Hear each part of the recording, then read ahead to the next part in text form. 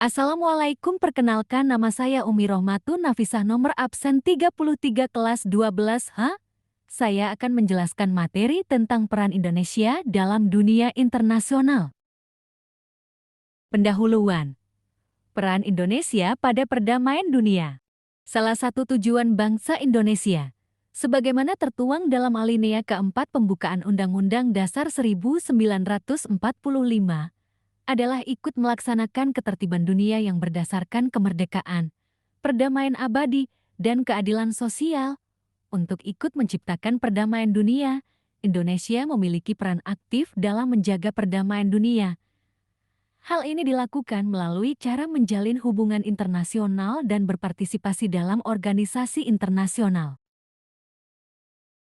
Pertama, Perserikatan Bangsa-Bangsa (PBB). Peran Indonesia dalam perdamaian dunia diwujudkan melalui partisipasi dan kontribusi aktif dalam misi pemeliharaan perdamaian PBB atau MPP-PBB. Dalam konteks internasional, partisipasi tersebut merupakan indikator penting dan konkret dari peran suatu negara dalam memberikan kontribusi dalam menjaga perdamaian dan keamanan internasional. Sedangkan dalam konteks nasional, keterlibatan tersebut merupakan sarana peningkatan profesionalisme individu dan organisasi yang terlibat secara langsung dalam penggelaran operasi internasional.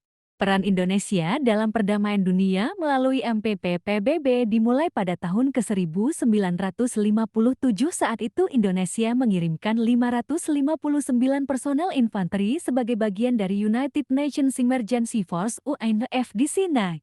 Pengiriman tersebut diikuti dengan kontribusi 1.074 personel infanteri, 1.960 dan 3.457 personel infanteri 1.962 sebagai bagian dari United Nations Operation in the Congo (UNOCE) di Republik Kongo.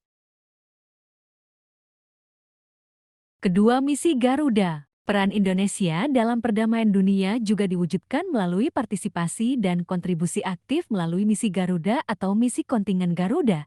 Kontingen Garuda adalah pasukan penjaga perdamaian yang anggotanya diambil dari militer Indonesia yang bertugas di bawah naungan PBB. Peran aktif Indonesia dalam mengirimkan kontingen Garuda untuk misi perdamaian pada masa Perang Dunia.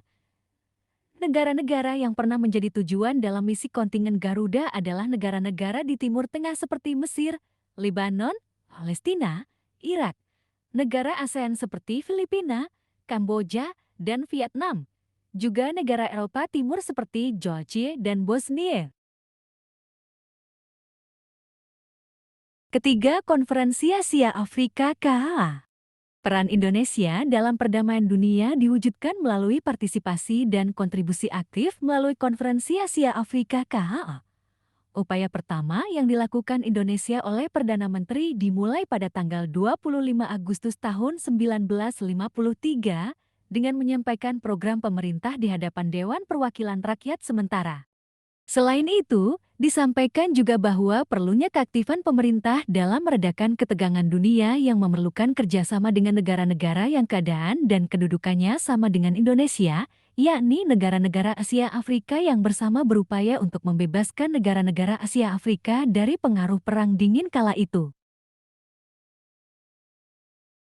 Keempat, Gerakan Non-Blok (GNB). Peran Indonesia dalam perdamaian dunia juga diwujudkan melalui partisipasi dan kontribusi aktif dalam Gerakan Non-Blok (GNB), suatu organisasi internasional yang terdiri lebih dari 100 negara-negara yang menganggap dirinya tidak beraliansi dengan kekuatan besar apapun. Dalam GNB, Indonesia memiliki peran penting sebab negara ini memiliki prinsip politik luar negeri yang bebas aktif, tidak mendukung fakta militer atau aliansi militer manapun. Prinsip tersebut dianggap sesuai dengan tujuan didirikannya GNB. Pada tahun 1992, peran penting lain dari Indonesia bagi KTT GNB adalah sebagai tuan rumah dan Presiden Soeharto sebagai ketua GNB.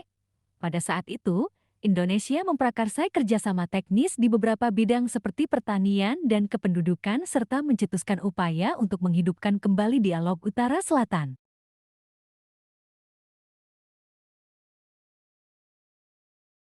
Kelima, Deklarasi Juanda. Termasuk dalam peran Indonesia dalam perdamaian dunia adalah melalui Deklarasi Juanda. Hal ini sebagai bentuk perjuangan di kancah internasional agar Indonesia memiliki kedaulatan atas seluruh wilayah perairan dan pulau-pulaunya. Deklarasi ini digagas oleh Perdana Menteri Indonesia, Juanda Kartawijaya pada 13 Desember tahun 1957. Isi deklarasi Juanda bahwa Indonesia menyatakan sebagai negara kepulauan yang mempunyai corak tersendiri, bahwa sejak dahulu kala Kepulauan Nusantara ini sudah merupakan satu kesatuan.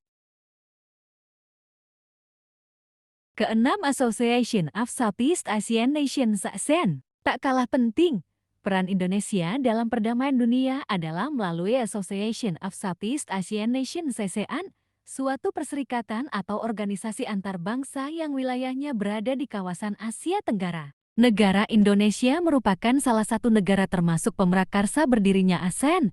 Hal ini melalui perwakilan Indonesia yakni Menteri Luar Negeri yang menandatangani Deklarasi Bangkok. Selain itu, tentunya Indonesia juga memiliki peran tersendiri sebagai anggota ASEAN. Peran Indonesia dalam mewujudkan perdamaian di kawasan Asia Tenggara ini terlihat saat Indonesia membantu mewujudkan perdamaian konflik di Kamboja dan Vietnam. Indonesia ditunjuk oleh ASEAN sebagai pihak penengah dalam konflik tersebut. Pada kasus lainnya, yaitu saat pemerintah Filipina dan Mauro National Front Liberation (MNFL) berkonflik, kedua pihak tersebut akhirnya menyetujui perjanjian damai yang kala itu dipertemukan di Indonesia. Ketujuh, Organisasi Konferensi Islam (OKI). Tak kalah penting, peran Indonesia dalam perdamaian dunia adalah turut berpartisipasi dalam Organisasi Konferensi Islam (OKI). Pembentukan OKI dilatar belakangi oleh pembakaran Masjid Al-Aqsa oleh Israel pada 21 Agustus tahun 1969. Peran Indonesia dalam OKI antara lain ikut upaya penyelesaian konflik antara pemerintah Filipina dengan Mauro National Liberation Front (MNLF). Indonesia mendukung kemerdekaan Palestina dengan ibu kota di Yerusalem. Dukungan tersebut dibuktikan dengan hubungan diplomatik dengan Palestina pada 19 Oktober tahun 1989. Indonesia juga memperjuangkan tentang penyelesaian masalah isu Islamofobia. Sekian penjelasan materi dari saya. Terima kasih. Wassalamualaikum.